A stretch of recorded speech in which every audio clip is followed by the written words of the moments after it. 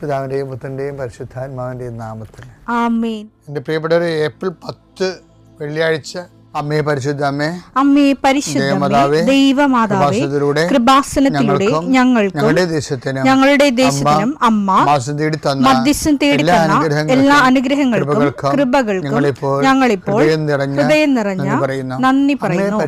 അമ്മേ പരിശുദ്ധമ്മേ ദൈവമാതാവേ, 2004 ഡിസംബർ 7 ഉച്ചകഴിഞ്ഞ് 2:30 കൃപാസനത്തിൽ സംഭവിച്ച അമ്മയുടെ പ്രത്യക്ഷപ്പെടലിനെ കുറിച്ച് തിരുസഭയ്ക്ക് സമർപ്പിച്ചിരിക്കുന്ന പഠനരേഖകളുടെ മേൽ സഭാത്മകമായ പഠനം ആരംഭിക്കുവാൻ ഞങ്ങൾ പ്രാർത്ഥിക്കുന്നു. അമ്മേ പരിശുദ്ധമേ, ഭൂസ്വർലോകങ്ങളുടെ രാജ്ഞിയായ അങ്ങേയ്ക്ക് ഭൗമസംരക്ഷണത്തിനായി പ്രപഞ്ചപ്രകൃതിയെ തന്നെ തിരുസഭ പ്രതിഷ്ഠിക്കുവാൻ ഈ പ്രത്യക്ഷീകരണം വഴി ഇടയാക്കണമേ. പരിശുദ്ധമേ, ജപമാല മാതാവേ, സകല കൃപാസനം പ്രാർത്ഥനയോടും ചേർത്ത് ഞങ്ങളിപ്പോൾ പ്രാർത്ഥിക്കുന്ന ഈ കുടുംബത്തിന്റെ പ്രത്യേക നിയോഗം പറ മക്കളെ.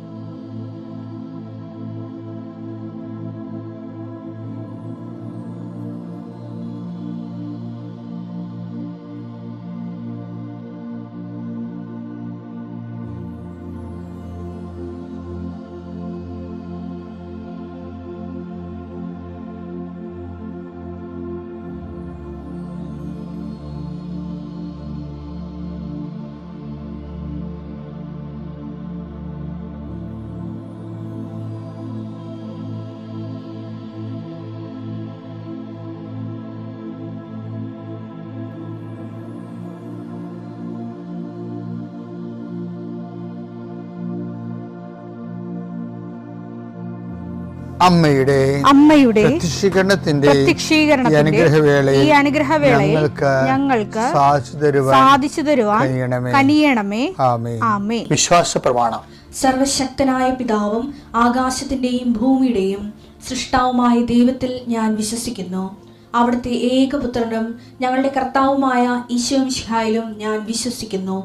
ഈ പുത്രൻ പരിശുദ്ധാത്മാവിനാൽ ഗർഭസ്ഥനായി കന്യകാമറിയത്തിൽ നിന്ന് പിറന്ന് പൊന്തിയോസ് പീലാത്തോസിന്റെ കാലത്ത് പീഡകൾ സഹിച്ച് കുരിശിൽ തറയ്ക്കപ്പെട്ട് മരിച്ച് അടക്കപ്പെട്ട് പാതാളങ്ങളിൽ ഇറങ്ങി മരിച്ചവരുടെ ഇടയിൽ നിന്ന് 3-ാം നാൾ ഉയർത്ത് സ്വർഗത്തിലേക്ക് എഴുന്നള്ളി സർവശക്തിയുള്ള പിതാവായ ദൈവത്തിന്റെ വലതുഭാഗത്തിരിക്കുന്നു. അവിടെ നിന്ന് ജീവിക്കുന്നവരെയും മരിച്ചവരെയും വിധിക്കുവാൻ വരുമെന്നും ഞാൻ വിശ്വസിക്കുന്നു. പരിശുദ്ധാത്മാവിലും ഞാൻ വിശ്വസിക്കുന്നു. വിശുദ്ധ കത്തോലിക്കാ സഭയിലും പുണ്യവാന്മാരുടെ ഐക്യത്തിലും പാപങ്ങളുടെ മോചനത്തിലും ശരീരത്തിന്റെ ഉയർപ്പിലും നിത്യമായ ജീവിതത്തിലും ഞാൻ വിശ്വസിക്കുന്നു. ആമേൻ. സ്വർഗ്ഗസ്ഥനായ ഞങ്ങളുടെ പിതാവേ, അങ്ങയുടെ നാമം പൂജിതമാകണമേ. അങ്ങയുടെ രാജ്യം വരണമേ. അങ്ങയുടെ തിരുമനസ് സ്വർഗത്തിലെ പോലെ ഭൂമിയിലും ആകണമേ. അന്നു വേണ്ടുന്ന ആഹാരം ഇന്ന് ഞങ്ങൾക്ക് തരണമേ. ഞങ്ങളോട് തെറ്റ് ചെയ്യുന്നവരോട് ഞങ്ങൾ ക്ഷമിക്കുന്നത് പോലെ ഞങ്ങളുടെ തെറ്റുകൾ ഞങ്ങളോടും ക്ഷമിക്കണമേ.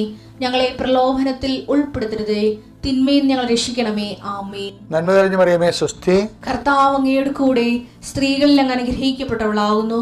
അങ്ങയുടെ ഉദരത്തിൻ ഫലമായി ഈശോ അനുഗ്രഹിക്കപ്പെട്ടവനാകുന്നു.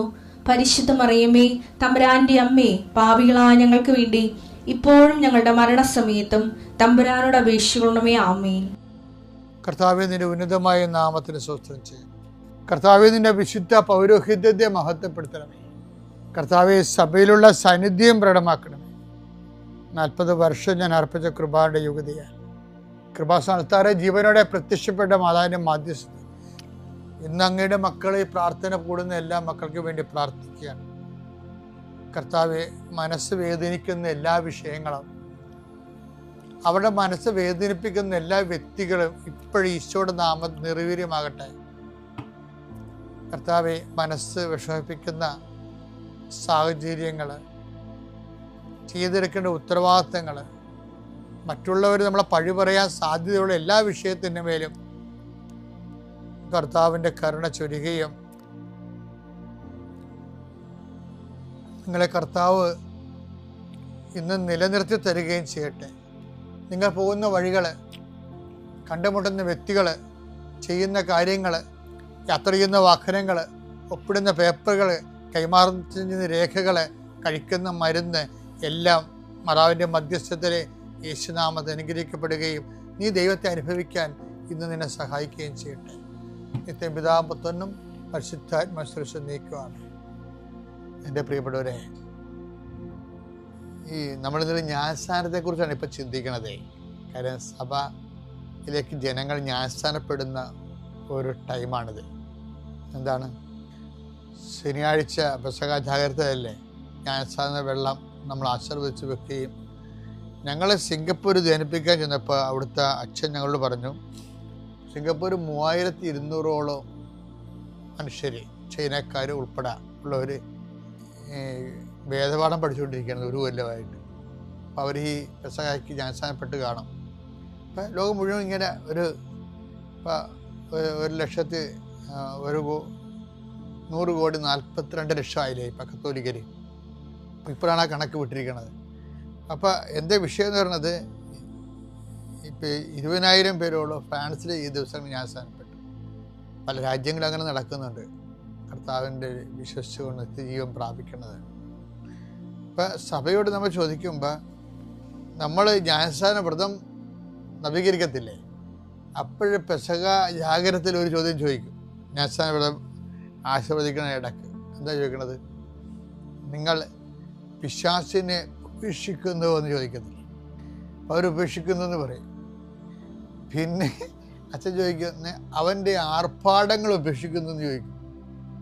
അപ്പോൾ ആർഭാടം എന്താണെന്ന് ആൾക്കാർക്കറിയത്തില്ലേ? ഈ അച്ഛനെ അറിയാമെന്നറിയത്തില്ല. അപ്പോൾ ആർഭാടങ്ങൾ ഉപയോഗിക്കുന്നത്. അപ്പോൾ ആൾക്കാർ രാത്രിയാണ് സംഭവിക്കണത്. ഈ ചോദ്യങ്ങളൊക്കെ വളരെ അപ്പം കുറച്ചൊരു ഉറക്കമായിരിക്കും. എന്തായാലും അവർക്കൊരു പിടിയും കിട്ടത്തില്ല. എന്നാലും പറയും ആർഭാടം ഉപേക്ഷിക്കണമെന്ന് പറയും. ഈ 90% ആൾക്കാരും പിശാചിൻ്റെ ആർഭാടം എന്താണെന്ന് അറിയത്തില്ല. ഉപേക്ഷിക്കണമെന്ന് വെറുതെ പറയണതാണ്. എന്താണ് ഉപേക്ഷിക്കണമെന്ന് അറിയാൻ പാടില്ലാതെ ഉപേക്ഷിക്കും. എന്താ ശരിക്കും പറഞ്ഞാൽ lure of sin, do you deny the lure of sin, LURE, lure of sin എന്ന് വെച്ചാൽ പാപത്തിൻ്റെ പ്രലോഭനങ്ങളെ നിങ്ങൾ ഉപേക്ഷിക്കുന്നു എന്നാണ്. പാപത്തെ ഉപേക്ഷിക്കുന്നു മാത്രമല്ല, പാപത്തിൻ്റെ പ്രലോഭനങ്ങൾ വെച്ചാൽ പാപം. ഇപ്പോൾ ഒരുത്തൻ വെള്ളം അടിച്ചു, വെള്ളം അടിക്കണമല്ല പ്രശ്നം, അതിനുശേഷം അവൻ കിൻഡായിട്ട് നടക്കും. എൻ്റെ ആർഭാടം അതാണല്ലേ. അപ്പം ഈ ആർഭാടത്തിൽ വേറൊരു സാധനമുണ്ട്. ചില ആൾക്കാർ വെള്ളം അടിച്ച് വീട്ടിൽ വന്നെ എന്താ അറിയാവാ, അതുകൊണ്ട് കുറച്ച് സേഫായിട്ടുള്ള കാര്യങ്ങൾ നടക്കും. എന്ന് പറഞ്ഞാൽ ഭാര്യ ആവശ്യമില്ലാത്ത കാര്യങ്ങളൊക്കെ സംസാരിക്കത്തില്ല, മക്കൾ സംസാരിക്കത്തില്ല, അപ്പന് വെള്ളമാണെന്ന് പറയും. അപ്പം അത് കേൾക്കണുണ്ടേ. എന്ന് വെച്ച് കഴിഞ്ഞാൽ ആവശ്യമില്ലാത്ത കാര്യങ്ങൾ സംസാരിച്ച് ചെല്ലത്തില്ല. അതിൻ്റെ സുഖമുണ്ട് ശരിക്കും പറഞ്ഞാൽ. ചുമ്മാ 2 വീശി അവിടെ ഇരുന്നാൽ മതി. അതാണ് ആർഭാടം എന്ന് പറയേണ്ട കാര്യം. ഇതുപോലെ പാപത്തിന് അതിൻ്റെ ആർഭാടങ്ങളുണ്ട്. അത് നമുക്ക് തരുന്ന സന്തോഷങ്ങളാണ്. ഇപ്പം എന്തുകൊണ്ടാണ് ഇപ്പം നിങ്ങളെ ചിലർ 8ാം ക്ലാസ്സിലെ പിള്ളേർ വരെ, ഞാൻ കഴിഞ്ഞ ദിവസം പറഞ്ഞില്ലേ, ഇത് ലിപ്സ്റ്റിക്ക് തേച്ചവൻ്റെ കുർബാന സ്വീകരിക്കാൻ വരും. ഇപ്പം ഞാൻ ഈ കുർബാന കൊടുക്കുന്ന സമയത്ത് കിടന്ന് ബഹളം ഉണ്ടാക്കുന്ന ശരി, എന്തിനാണ് അവർ ലിപ്സ്റ്റിക്ക് തേച്ചുകൊണ്ട് ഈ കുർബാന സ്വീകരിക്കാൻ വരണത്? കുർബാനയെ വരെ ലിപ്സ്റ്റിക് ചുവപ്പും നിറവായിരിക്കും. എന്താ അവർ ഉദ്ദേശിക്കുന്നത്? അതുകൊണ്ട് ഇത് പണ്ട് ചെയ്യുമായിരുന്നു ചിലരേ ചെയ്യത്തുള്ളത്. പണ്ട് ഈ നാടക നടിക്കാരും സിനിമാ നടികളൊക്കെ ഏതാ ചെയ്തുകൊണ്ടിരുന്നത്. ഇപ്പം 8ാം ക്ലാസ്സിലെ പിള്ളേരൊക്കെ ചെയ്യുന്നുണ്ട്, അത് 10ാം ക്ലാസ്സിലെ പിള്ളേർ ചെയ്യുന്നുണ്ട്, ചില ചെയ്യുന്നുണ്ട്. പക്ഷേ ഉദ്ദേശിക്കണത് എന്താണ്? അതുകൊണ്ട് ഉദ്ദേശിക്കുന്നത് മാക്സിമം ഇന്ത്യയിൽ അത് ചെയ്യുമ്പോൾ ഉണ്ടാകുന്ന കുഴപ്പം. ഇപ്പം മദാമ അത് ചെയ്തുകൊണ്ട്, ഇപ്പം വെള്ളക്കാരത് ചെയ്തുകൊണ്ട് നമുക്കത് കുറ്റം പറയാൻ പറ്റുകയില്ല. ഞാൻ ചെന്ന രാജ്യങ്ങളിലെല്ലാം അവർ ചെയ്യുന്നുണ്ട്. കാര്യം അവിടെ ചുണ്ടെന്ന് പറയുമ്പോൾ രാവിലെ എഴുന്നേൽക്കുമ്പോൾ തന്നെ വരണ്ട് പിടിക്കുക. നമുക്ക് വരണ്ട് പിടിക്കും. അപ്പം അവർ അവിടെ എന്തെങ്കിലും ചുണ്ടിൻ്റെ വരൾച്ച എന്ന് പറയുന്നത് അവരത് എന്തെങ്കിലും ഒരു സംഭവം അവിടെ തേക്കും. അത് ലിപ്സ്റ്റിക് ആണെങ്കിൽ കുറച്ചുകൂടി അവിടെ ചോന്നിരിക്കും. പക്ഷെ എന്നാ പറ്റിയ വെച്ചാൽ മുഖം വേറെ ചുണ്ട് വേറെ ആയിട്ടിരിക്കും. അതാണ് പ്രശ്നം. മുഖം വേറെ ചുണ്ട് വേറെ ആയിട്ടിരിക്കും. പിന്നെ അവർ കണ്ട് അതിൻ്റെ അകത്തൊരു ഇരിക്കണുണ്ട്. പക്ഷേ ഇന്ത്യക്കാരൻ ആ പ്രശ്നങ്ങളൊന്നുമില്ല.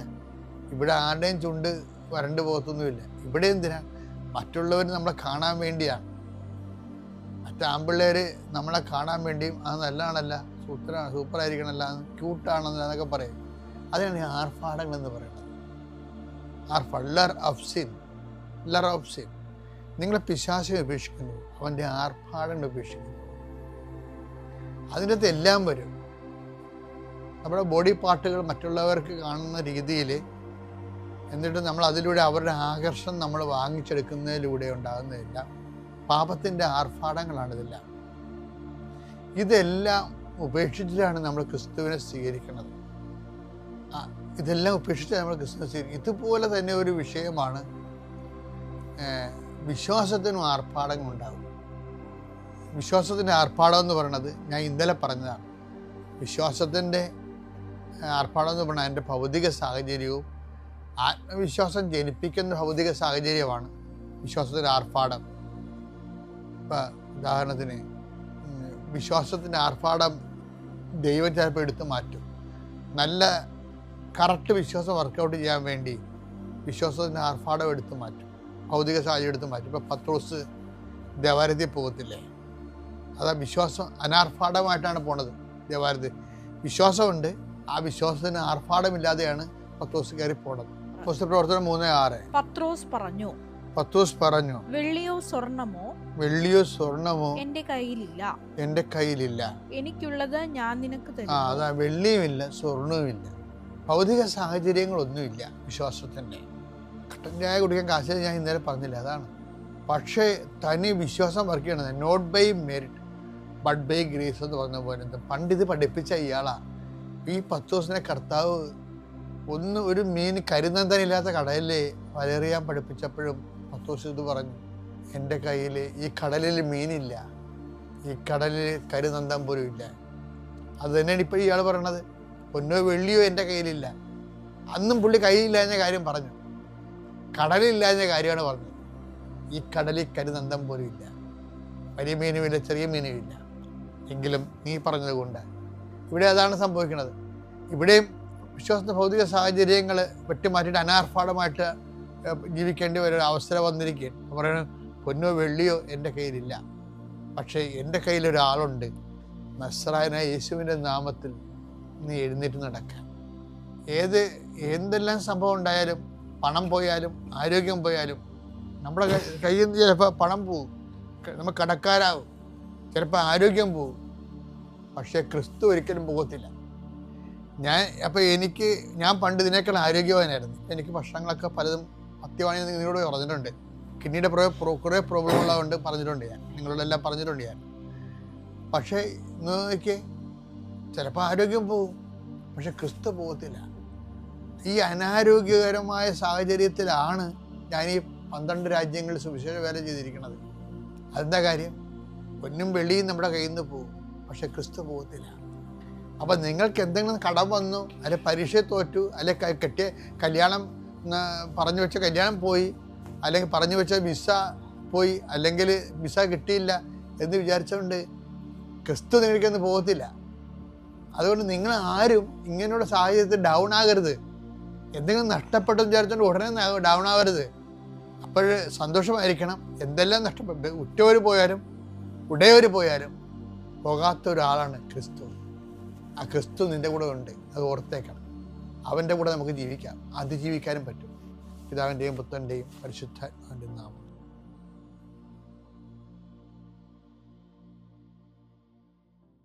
അത്യപൂർവ ദൈവാനുഭവങ്ങൾ ഇനി നിങ്ങൾക്കും സ്വന്തം. ഈ യൂട്യൂബ് ചാനൽ ഇതുവരെ സബ്സ്ക്രൈബ് ചെയ്തിട്ടില്ലെങ്കിൽ ഇപ്പോൾ തന്നെ സബ്സ്ക്രൈബ് ചെയ്യുക. ഈ വീഡിയോ ഇപ്പോൾ തന്നെ നിങ്ങളുടെ സുഹൃത്തുക്കൾക്ക് ഷെയർ ചെയ്തുകൊണ്ട് കർത്താവിൻ്റെ പ്രേക്ഷിതരാകുക.